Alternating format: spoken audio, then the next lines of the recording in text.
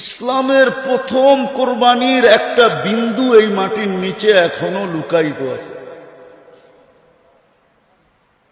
আল্লাহর রসুল হিজরত করেন নাই, 4 সাহাবী বাংলাদেশে চলে আসছিলেন।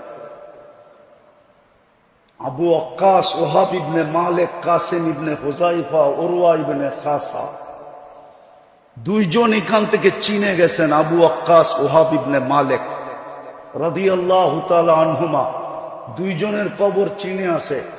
আর ইতিহাস বলে 2 জনের কবর এই মাটির নিচে আছে।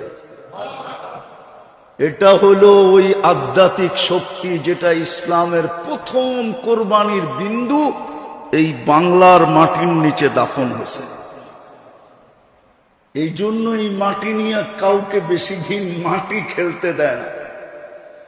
বেশি দিন খেলতে চাইলেই মাটি তাকে কিক মারে।